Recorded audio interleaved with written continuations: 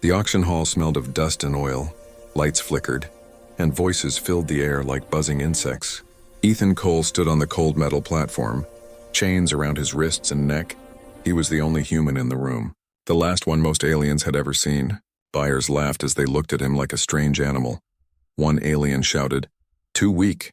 "Not worth the credits," another replied. "Keep him for cleaning." Humans are quiet. Ethan stayed silent, staring at the ground. He had learned that silence was safer than pride. The auction master raised his hand. Lot 47, human male, strong, trained, obedient. The bidding started. Low at first, then quieter. No one wanted him. Not really. Humans were seen as cursed remnants of a dead world. Ethan felt the metal collar dig into his skin. He wished for one thing only: to see sunlight again. Not through a window, but real light on his face. Then the room went silent. A figure walked in through the tall iron doors. She was tall, graceful, wearing black armor trimmed with silver lines, her face hidden behind a thin veil of light. Whispers followed her name, Lyra Venn. The widow of Venn House, her husband had died years ago, and she had disappeared from the public eye. Now she was back, and everyone feared her calm. She walked slowly to the front. Her eyes glowed a soft silver blue, scanning the slaves until they stopped on Ethan. The auction master stuttered, "My lady, you wish to—" But she raised her hand. "I'll take him." Her voice was calm but heavy, the kind that made even soldiers freeze. "Pay the man and remove his chains," she ordered. The crowd murmured, "Why would she buy a human? She's lost her mind again." "The widow is haunted."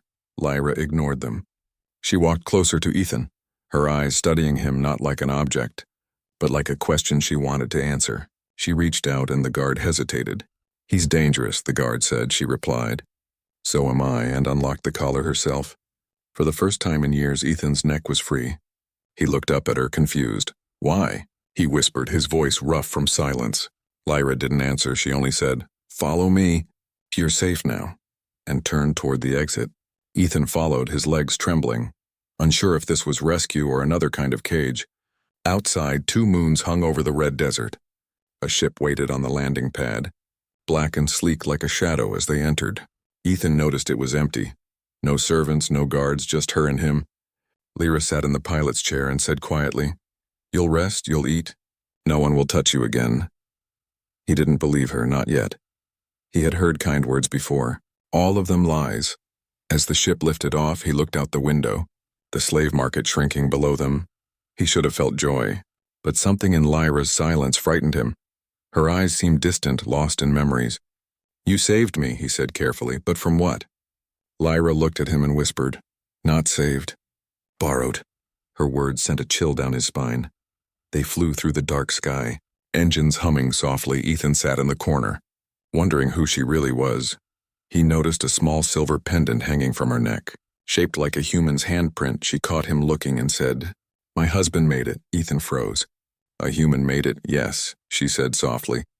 He believed humans could love more deeply than any species. Even after losing everything, Ethan didn't know what to say. But something inside him stirred, a strange warmth. For years he had been treated as less than nothing, but now someone had spoken of humans with respect, maybe even affection. As stars passed by outside, Ethan closed his eyes and whispered to himself, "Maybe I'll see Earth again, even if it's only in my dreams." Lyra glanced at him, a small, sad smile touching her lips. "Dreams are where all lost worlds begin," she said. Ethan didn't understand what destiny waited for him. But he knew one thing. He was no longer just a slave. His story had begun again. And the woman who had freed him carried secrets that could change the galaxy. The stars outside shimmered, and for the first time, hope flickered inside him like a living flame. The mansion stood at the edge of a red valley, tall and silent like a ghost from another age. Wind moved through broken towers, carrying the sound of old songs and memories. Ethan followed Lyra through the wide metal gates, his steps echoing softly against stone floors that once held kings. Everything around him looked ancient but alive. Glowing vines wrapped the walls, and strange floating lights drifted near the ceiling. Lyra said nothing as they walked deeper inside. She moved like someone who had walked these halls many times before, yet each step seemed to hurt her. Ethan noticed the portraits on the walls. Alien faces, proud and powerful, but one picture stopped him. It showed Lyra with a man who wasn't alien. His smile was human, his eyes familiar, The nameplate below read Ryan Venn. Lyra's hand tightened as she passed it, and Ethan understood her husband was human. She led him to a small room lit by a soft blue glow. "You will rest here," she said quietly. "No chains, no collars, just sleep." Ethan hesitated, unsure if it was kindness or a test. "Why did you buy me?" he asked. Lyra paused at the door, her back to him. "Because I couldn't let them destroy another one." Then she left. Her footsteps fading into silence, Ethan sat on the bed, the sheets soft. Too soft for someone used to the hard floors of slave quarters. He looked at his hands, rough and scarred, for the first time. He didn't know what to do with freedom. Outside the window, he saw 2 moons hanging low, painting the valley in silver and red. The night was calm, but something about the mansion felt strange, alive hours later when he couldn't sleep. Ethan heard a soft hum through the walls. It wasn't wind, it was machinery, deep and rhythmic like a heartbeat. He followed the sound down the corridor. Passing closed doors, one door was slightly open. Inside, Lyra stood before a glowing sphere, speaking in a low voice. He doesn't remember, but he carries his fire still. The sphere pulsed with light, answering her in a language Ethan didn't understand.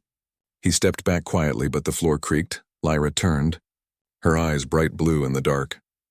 "You shouldn't be here," she said. Not angry, but sad, Ethan stammered. "I heard something, I thought—" She raised a hand. "This house remembers," she whispered. "It speaks to me, and now it speaks to you too." She walked past him, her touch brushing his arm lightly. "Go back to your room, human." Her voice softened. "And don't fear the walls."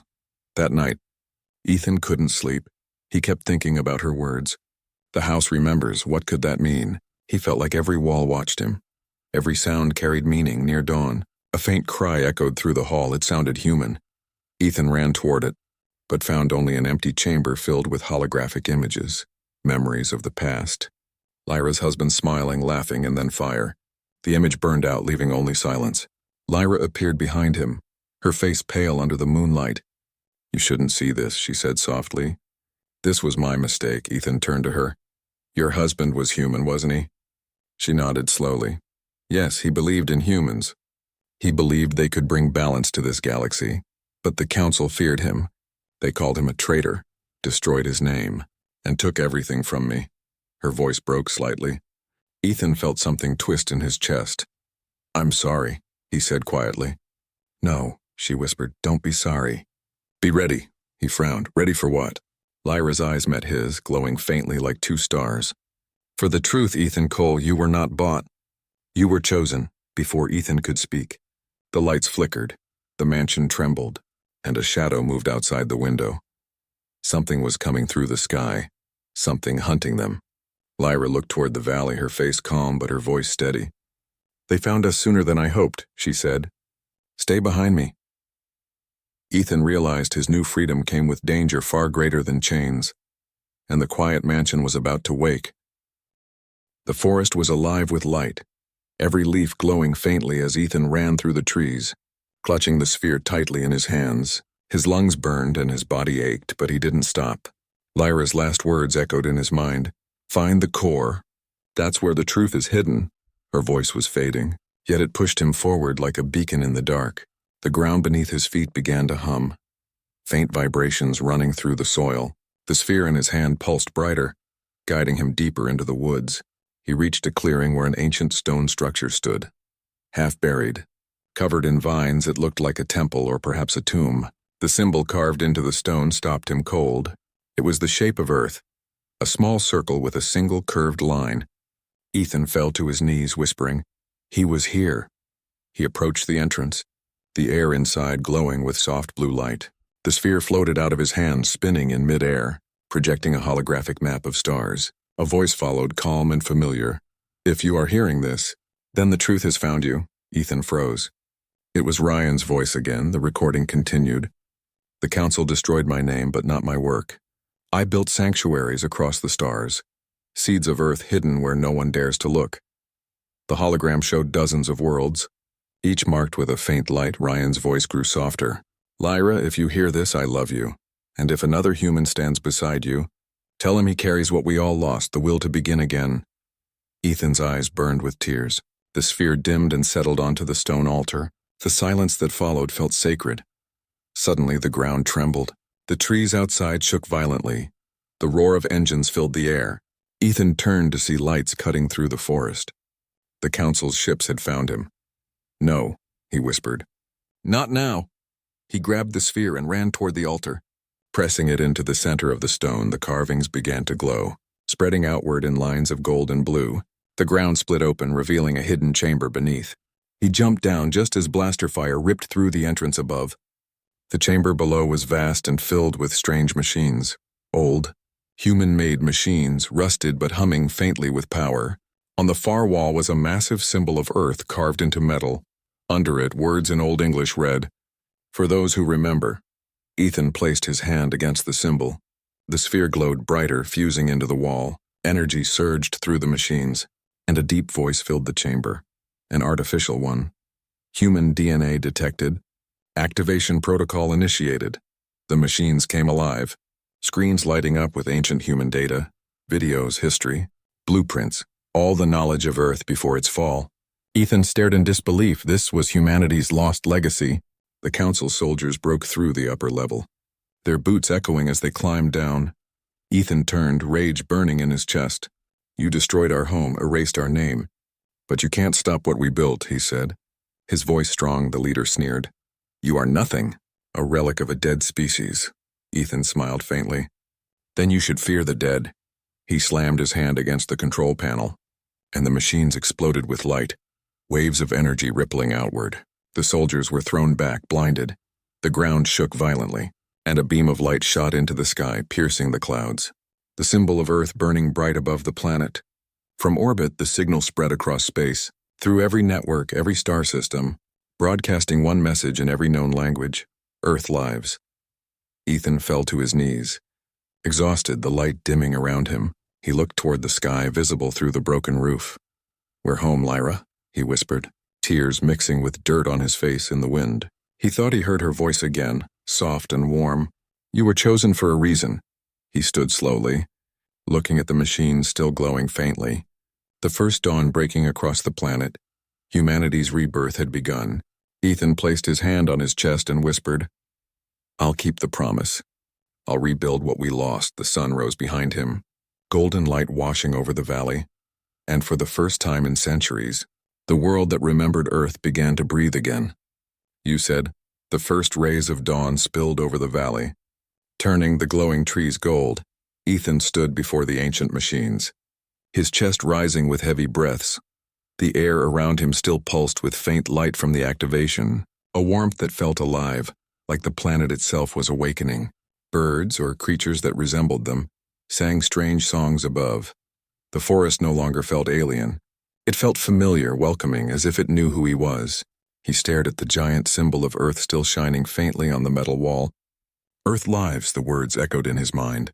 The broadcast had gone out across the galaxy. There was no turning back, the council knew now. Every race that believed humans extinct would see the truth. "It's begun," Ethan whispered. The world had changed overnight, and he stood at the center of it behind him. The sphere that had once guided him floated weakly, dim now, its purpose fulfilled. He picked it up carefully, whispering, "Thank you, Ryan." He turned it over in his hands, feeling the faint warmth it still carried. Lyra's voice echoed in his memory. "Live for what he died for. Live for Earth." He smiled sadly. "I will," he said softly. A faint noise caught his attention, a hum, deep and rhythmic, coming from beyond the chamber. He followed it down a tunnel lit with blue lines that pulsed like veins. At the end stood a massive door covered in dust and vines.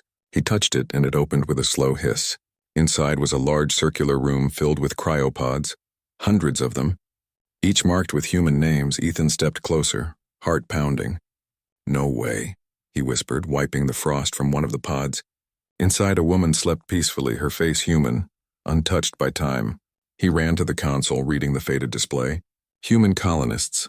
Project Dawn." His hands shook. They saved them," he said under his breath.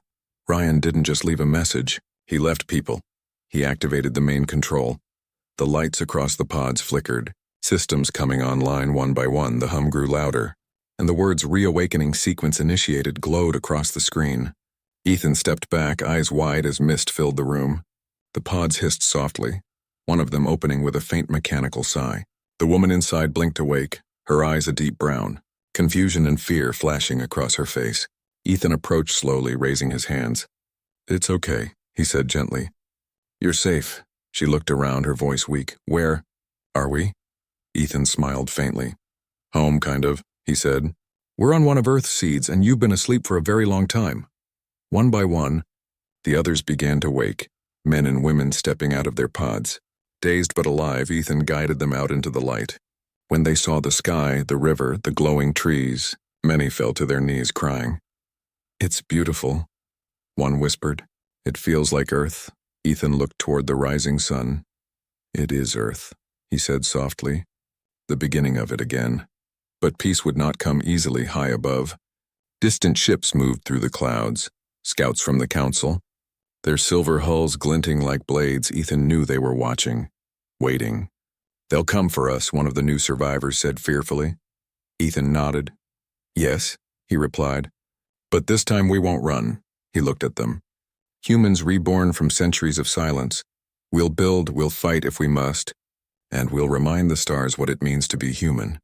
As the survivors gathered around him, the ancient machines behind them hummed louder, transmitting the coordinates of the reborn planet through the void, calling to every hidden fragment of humanity across the stars. Ethan stood tall, wind blowing through his hair. The light of two suns shining on his face, he whispered under his breath, "Lyra, we did it." Somewhere far away among the stars, a faint echo answered him, soft and warm. Earth breathes again. And as the people around him looked to the heavens, the sky shimmered with light. Humanity had returned. Not as slaves, not as ghosts, but as the children of a world that refused to die. The stars streaked across the viewport like silver rain as the ship broke through the upper atmosphere. Ethan gripped the control handles tightly, his pulse racing with every jolt of turbulence. Behind him, Lyra sat pale and quiet, a burn mark across her shoulder from the last explosion. Yet her eyes remained calm, glowing softly with that strange blue light that seemed both alien and beautiful. "Are they still following us?" Ethan asked, scanning the radar. Red dots blinked across the screen. 3 bounty ships in pursuit. Lyra's voice came low and steady. "They won't stop until the relic is destroyed or captured." Ethan clenched his jaw. "Then they'll have to catch us first." He pushed the throttle forward, and the ship surged into hyperspace, stars twisting into streams of light. For a moment, silence filled the cabin, the soft hum of the engines the only sound. Ethan looked at her. "You're hurt," he said. Lyra gave a faint smile. "I've been hurt before," she whispered, but he could see the pain in her movements. He tore a piece of cloth from his sleeve and wrapped it gently around her shoulder. "You saved my life more than once," he said. "It's my turn now." Lyra studied him as he worked, her voice softer. "You humans always give even when you have nothing left," she said quietly. Ethan chuckled. "We're stubborn like that." Lyra looked away, a distant sadness in her expression. "That's why he loved your kind," she murmured. "Why Ryan believed humans could change the galaxy." Hours passed in the quiet drift of hyperspace. The stars outside glowed blue and gold. Ethan finally leaned back, staring at the map the sphere had projected in front of them, each dot a memory of forgotten human colonies. "This can't all be real," he said under his breath. "We can't have just disappeared," Lyra replied softly. "You didn't disappear, you were hidden, buried under lies. The council feared humans because they couldn't control them." Before Ethan could answer, alarms blared, the ship jolted violently. "They found us," he shouted, pulling the controls hard to the side. The bounty ships had followed their jump coordinates. Laser fire flashed past the windows. Lyra stood up, steady despite her wound. "Hold them off," she said, moving to a panel on the wall. "What are you doing?" Ethan called out. She looked over her shoulder. "Ryan built this ship with human technology, something they don't know how to fight." She pressed her hand against a glowing panel, and the ship's hull shimmered like liquid light. One by one, the enemy ships lost their lock on them, their sensors blinded by the energy pulse. "They can't see us," Ethan said, amazed. "Not for long," Lyra warned. "We have to find a safe world to land." Ethan scrolled through the map, his finger stopping on a small, unmarked system glowing faintly. "This one," he said. "Coordinates match Ryan's logs," Lyra nodded. "Then that's where we go," she said, her voice tired but firm. The ship broke out of hyperspace, entering a silent region filled with pale clouds of dust and floating debris. Ethan frowned. It looks dead. Lyra closed her eyes. No, she whispered. It's sleeping. They flew deeper until a faint green light appeared below, a planet wrapped in mist, its surface glowing faintly with life. Ethan felt his chest tighten. Is that? Lyra nodded slowly. One of Earth's hidden seeds, she said. Ryan used to call it a fragment of home. Ethan stared at the planet in awe. So it's true, he whispered. Humans built life again. Before they could descend, the radar beeped again. 2 ships had followed through the clouds. They're not giving up, Ethan growled. Lyra placed her hand on his arm, her touch calm and steady. Then we show them what humans and those who love them can do, she said. Her eyes glowing brighter as the ship dived through the mist, lasers lighting up the sky. Ethan felt something awaken deep within him, not fear, but pride. The kind that once made humans reach the stars. He whispered under his breath. Let's remind them who we are. And for the first time, Lyra smiled, a true smile full of fire and faith. Yes, she said softly. Let's show them Earth still breathes. The ship cut through the thick gray clouds, shaking violently as it descended. Lightning flashed across the alien sky, revealing a world below covered in forests of glowing trees and rivers that shimmered like liquid glass. Ethan gripped the controls, sweat running down his neck. Hold on! He shouted as the engines screamed. Lyra braced herself, her blue eyes locked on the view ahead, calm despite the chaos. We're almost through, she said quietly with a final burst. The ship broke through the clouds and steadied. Ethan gasped at what he saw. Endless green fields stretched to the horizon, dotted with strange blue flowers that pulsed with light. It wasn't a dead world, it was alive, beautiful, untouched. This place, Ethan whispered, it feels like... He paused, unable to finish. Lyra smiled softly. Home? She said. He nodded. Yeah. Home. They landed beside a river that sparkled under twin suns. Steam rising from the warm water, Ethan stepped outside. His boots sinking into soft grass, the air felt rich and pure, cleaner than any he'd ever breathed. He looked up at the sky and laughed quietly. I didn't think a world like this could still exist. Lyra walked beside him, the wind moving through her white hair. This planet was one of Ryan's sanctuaries, she said, a fragment of Earth's seed, kept alive when your world fell. Ethan knelt and touched the soil. It was warm, alive with energy. He built this? He asked. Lyra nodded. Yes. Ryan believed humanity would return one day, and when they did, they would need a place to begin again. Ethan looked around, the weight of history heavy on his chest. Then maybe this is where we start, he said quietly.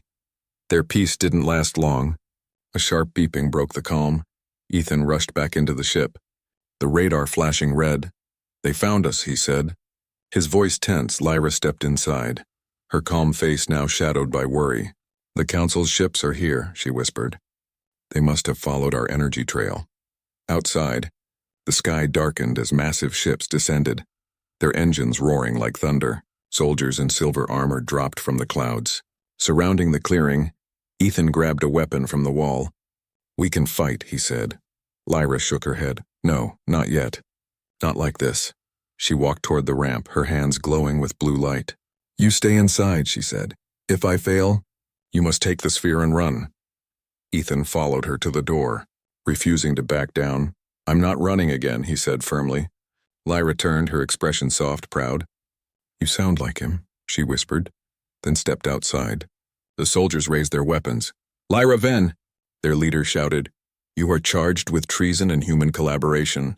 Surrender the relic and the human. Lyra raised her hands, energy rippling from her palms. You took my husband, you buried the truth, and now you want his dream too? Her voice echoed across the valley. The soldiers hesitated. Fire! The commander roared. Beams of light shot through the air, but Lyra moved faster, waves of blue energy shielding her and reflecting the blasts back. Explosions ripped through the front lines. Ethan joined her, firing at the soldiers, moving with instinct he didn't know he had. One soldier lunged and Ethan struck him down, his movements guided by pure adrenaline. Lyra looked at him, surprise flashing in her eyes. You were a pilot, she said between breaths, and a fighter too. Ethan grinned. Guess some instincts never die. But the battle was too much. More ships arrived overhead. Shadows covering the valley, Lyra turned to him, her voice sharp. Ethan, get to the ship. He shook his head. Not without you. She placed her hand on his chest, the glow in her palm pulsing stronger. You must reach the core of this planet, she said. That's where the truth is hidden. Ryan's final message waits there. Before he could argue, a blast of light struck near them, throwing them both to the ground. Ethan looked up to see Lyra bleeding, her energy fading. Lyra, he shouted, crawling toward her. She smiled weakly. Go, Ethan, she whispered. The truth will set your kind free. As the soldiers closed in, Ethan picked up the sphere and ran toward the forest, his heart pounding. Behind him, the sounds of battle faded, and Lyra's last burst of light lit the sky like dawn. Ethan didn't look back. He couldn't. He had a promise to keep and a world to awaken, you said. The storm outside the mansion roared like a living beast, wind shaking the high walls while flashes of red lightning painted the valley below. Ethan stood beside the window, watching the sky tear itself apart.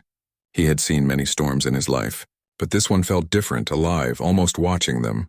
Lyra entered the room quietly, her silver blue eyes calm even as thunder shook the glass. You are not used to storms like this, she said softly. Ethan turned to her. I've seen worse, he replied. Though his voice betrayed a small tremor, she smiled faintly. You remind me of him, Ethan frowned. Your husband, she nodded. Ryan. His name sounded like a song in her voice. Filled with both love and pain, Ethan didn't want to push, but curiosity burned inside him. He was human, wasn't he? Lyra walked to a nearby console, touching it gently. Holograms filled the air, images of a man with brown hair and bright eyes, a human dressed in alien armor smiling beside her. He was brilliant, she said. He saw beauty in every broken thing, even in me. Ethan watched. Surprised, what happened to him? He asked. Lyra's face darkened. The hologram flickered to show an explosion. Debris flying through space, her voice dropped low. The Galactic Council called him a traitor. They said he tried to destroy their research centers, but he didn't. She turned to Ethan. He discovered something they wanted to hide. Something about humans. Something dangerous, Ethan's heart raced. Dangerous? Lyra nodded slowly. He found proof that humans were not extinct, that Earth still existed, buried behind forbidden coordinates. The Council erased every record, every trace of him. She stepped closer. And anyone who searched for the truth disappeared. Silence filled the room except for the storm's growl. Ethan felt anger rise in him.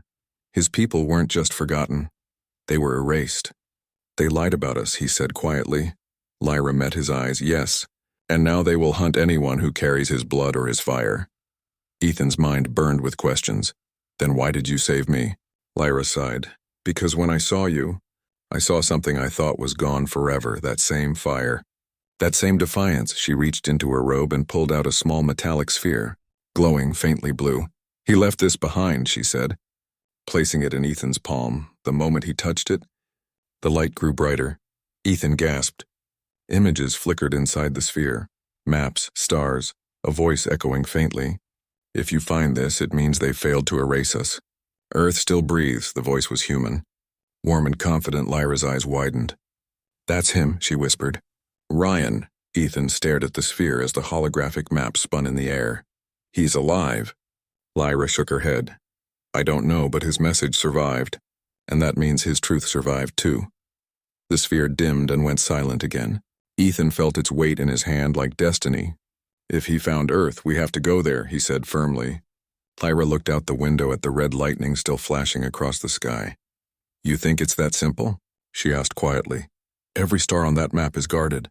Every ship tracked. They will kill us before we reach the edge of this system. Ethan clenched his fist. Then we find another way. His voice steady, Lyra turned to him, studying him for a long moment, then nodded. You truly are like him, she said softly, a sad smile touching her lips. And that's why they will fear you too. As she walked toward the corridor, the lights flickered again. The hum in the walls grew louder. Ethan could feel the mansion waking around them, machines whispering through the dark. Lyra stopped and said in a low voice, The Council's hunters will come soon. They always do. She turned her head slightly. But this time, they will not find us unprepared. Ethan looked down at the glowing sphere in his hand, its light pulsing like a heartbeat deep inside. Something had awakened, a memory of who humans once were. Builders, dreamers, warriors, as thunder rolled outside, he whispered. Then let them come. And for the first time since his slavery ended, he felt truly alive, you said. The night was silent after the storm. Only the faint hum of the mansion's machines filled the air. Ethan sat alone in the study, the metallic sphere resting on the table before him, its glow flickering like a heartbeat. He couldn't stop thinking about Ryan's message. Earth still breathes, those words echoed in his head again and again. Lyra entered quietly, her long black robe trailing behind her. She carried a small crystal shard in her hand. It was hidden in Ryan's chamber, she said, placing it beside the sphere. He must have left more than one message. Ethan leaned closer, his hands trembling slightly. When Lyra pressed her palm against the shard, it came alive with light, projecting a recording into the air. A human man appeared, his voice steady but tired. "If you're seeing this, then they found me," Ryan said, his holographic face flickering. "But Earth is real, not a myth, not gone. It's hidden beyond the Crimson Belt, sealed by the Council to protect their control." Lyra gasped softly. Her eyes wet with tears, Ethan felt his heart pounding. The image continued. "Lyra, if you find this, don't let them bury the truth. Humans were made to rise again." The message ended with static and silence. Ethan turned to her. "He wanted you to finish what he started," he said. Lyra nodded slowly. "Yes, and I thought I couldn't do it alone. Until now." She looked at him, her expression softer than before. He believed another human would come, someone who carried the same courage. Ethan shook his head. "I'm no hero, I was a slave." Lyra smiled faintly. "So was he once, before he changed everything." Before they could say more, the mansion lights flickered. Alarms echoed from the walls. A robotic voice spoke. "Intruders detected at perimeter." Lyra's calm vanished. "They found us," she said, grabbing a weapon from the wall, a sleek silver rifle humming with energy. Ethan grabbed the sphere and followed her toward the hall. Outside, the night burned with blue fire as ships descended into the valley. Bounty hunters, metallic armor shining under the twin moons. Their leader spoke through a loudspeaker. "Lyra Venn, surrender the human and the stolen relic, or we burn your house to dust." Lyra stepped onto the balcony, her eyes blazing. "You'll find no slaves here," she shouted, then raised her hand, releasing a burst of energy that shattered the first ship in a single flash. Ethan watched in shock as the hunters opened fire. Lasers cutting through stone and glass, he ducked for cover, heart racing. Lyra moved like lightning, her body glowing with blue light, the same energy that lived in the walls around them. "Go to the lower hangar," she shouted. "Take the sphere, I'll hold them off." Ethan hesitated. "You'll die," he yelled. Lyra turned, her expression fierce. "Then I'll die free." Ethan ran through the corridors, the floor shaking as explosions tore through the upper levels. The mansion's old machines came alive. Defense drones, turrets, mechanical guards, all moving as if the house itself was defending her. He reached the hangar, where a sleek silver ship waited under flickering lights. Lyra appeared moments later, wounded but standing, her hair glowing faintly from the energy still burning in her veins. "Get in," she said, her voice weak but determined. Ethan helped her to the cockpit. "Where will we go?" he asked. She looked at him, eyes filled with both pain and hope. "To where he wanted us to go," she whispered, "to Earth." The engines roared. The ship lifted off just as the mansion exploded behind them, a wave of fire lighting the valley like dawn. Ethan looked back at the burning ruins and whispered, "We'll finish what he started." Lyra nodded, gripping his hand tightly. "And maybe," she said softly, "we'll find out why humans were feared by the stars." As the stars stretched around them, the sphere pulsed again, projecting a new map in front of them, the path toward the forgotten home of humanity, the place that could change everything. Ethan stared at it with awe, realizing this wasn't just a mission, it was the beginning of humanity's return,